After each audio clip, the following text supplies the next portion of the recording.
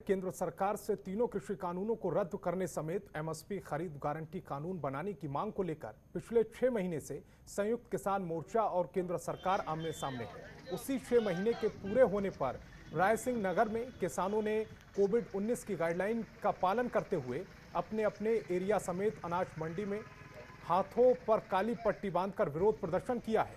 साथ ही पुतला दहन कर सरकार के प्रति अपना विरोध दर्ज कराया और कानूनों को रद्द करने की मांग की। इस दौरान पुलिस भी पूरी तरह से तैनात रही।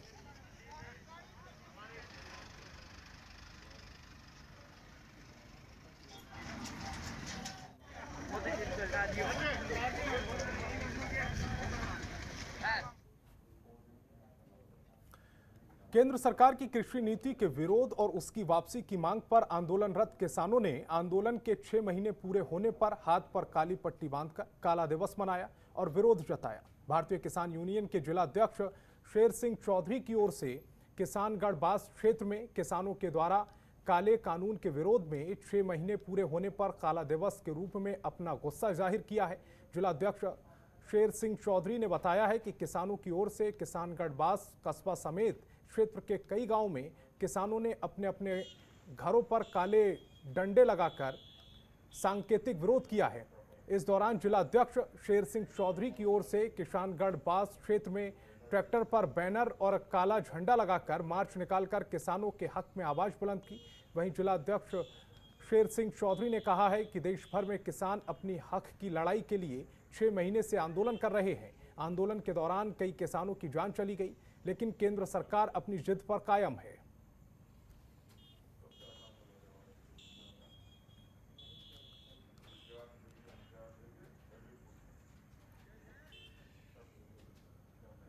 बूंदी में किसान मजदूर संघर्ष समिति के अंडर किसानों ने कृषि कानूनों के विरोध में कलेक्टर परिसर में पुतला दहन करके केंद्र सरकार के खिलाफ नारेबाजी की। साथ ही कृषि कानून को वापस लिए जाने की मांग की है। संघर्ष समिति के लोगों का कहना है कि इन कृषि कानूनों को केंद्र सरकार अपनी हठधर्मिता की वजह से वापस नहीं ले रही है। वहीं उन्होंने कहा कि जब तक कृषि कानूनों को वापस नहीं लिया जाता, किसान आंदोलन को खत्म नहीं करेंगे, बल्कि ये आंदोलन ज्यादा से ज्यादा बढ़ता जाएगा।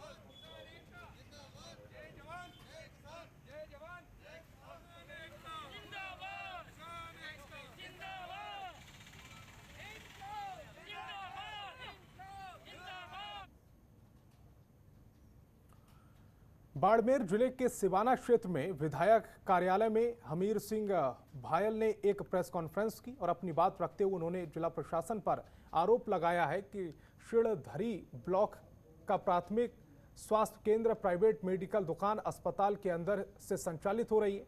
उन्होंने कहा कि ये दुकानें डॉक्टर की मौजूदगी में चल रही हैं, साथ ही उस पर झोला छाप डॉक्टर लोगों का इलाज कर रहे हैं। वहीं इससे स्थानीय चिकित्सक और ब्लॉक अधिकारी समेत विभाग और अधिकारी भी शामिल हैं। विधायक ने कहा कि इस जानकारी के 10 दिन बीत जाने पर प्रशासन ने कोई कार्रवाई नहीं की है।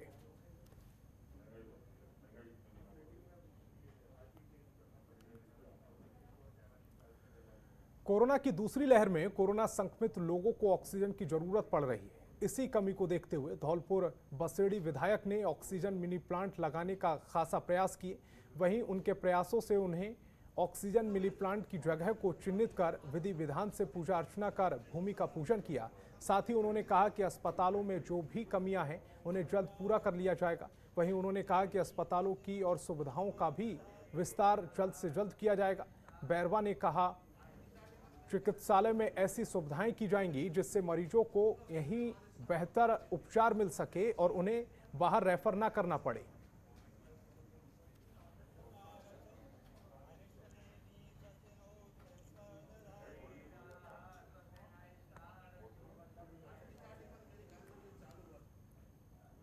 जहां राज्य सरकार ने कोरोना के बढ़ते संक्रमण और कोरोना की बढ़ती मौतों के आंकड़ों को देखते हुए संपूर्ण लॉकडाउन लगा दिया था, वहीं राज्य सरकार ने इसको नया रूप देते हुए त्रिस्तरीय जन अनुशासन लॉकडाउन रखा है। इस लॉकडाउन में ज्यादा सख्ती दिखाते हुए मास्क का जुर्माना 500 से बढ़कर 1000 कर दिया गया। वहीं सरकार द्वारा जारी गाइडलाइन में निजी वाहन, बस, ट्रैक्टर और 3 व्हीलर पर पूर्ण प्रतिबंध लगा दिया गया। उसके बावजूद भी भिवाड़ी जबकि सड़कों पर निजी वाहन और तिपहिया वाहन सवारियों से खचाखच भरे दौड़ते नजर आए। हालांकि राज्य सरकार और जिला प्रशासन के आदेशों पर भिवाड़ी में 3 चेक पोस्ट भी स्थापित किए गए हैं, जहां पर पुलिस का भारी बंदोबस्त किया गया है।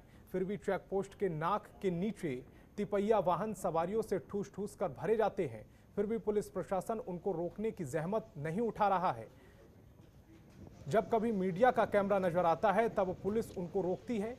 वहीं निजी वाहन चालक उद्योग इकाई द्वारा जारी की गई पास दिखा देते हैं, उनमें बैठी सवारियां सामाजिक दूरी की धज्जियां उड़ाती नजर आती हैं, पर कोई भी जिम्मेदार अधिकारी उन वाहनों पर कार्रवाई करता नजर नहीं आता।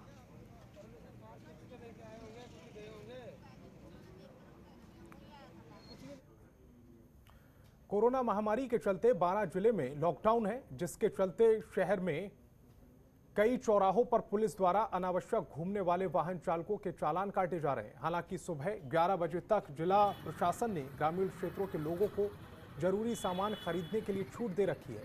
जहां लोग 11 बजे के पहले अपनी आवश्यकता की वस्तुओं को खरीद लेते हैं, लेकिन 12 शहर पुलिस द्वारा ग्रामीण क्षेत्रों के 11 बजे के पहले आने वाले वाहन चालकों के भी चालान काटे जा रहे हैं।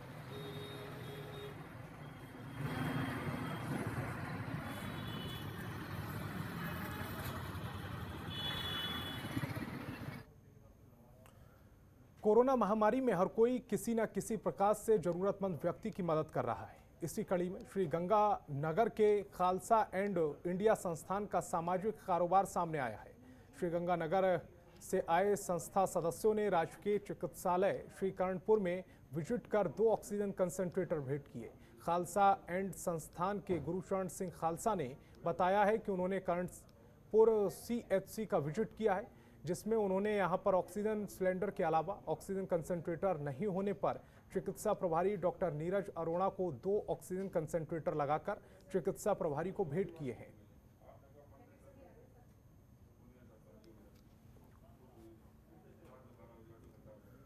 उदयपुर में युवा जनता सेवा राजस्थान के पदाधिकारियों ने तितरहड़ी के काई हाउस का दौरा किया है, जहां पर संगठन के पदाधिकारियों ने आरोप लगाया है कि बीते कुछ दिन से नगर निगम और काइन हाउस द्वारा जंगल में 250 से ज्यादा गांवों को छोड़ा गया है, जिसमें से ज्यादातर उन गांवों के भूख प्यास से या शेर चीते के शिकार से वो मर गईं, जिससे युवा जनता सेना में काफी आक्रोश है।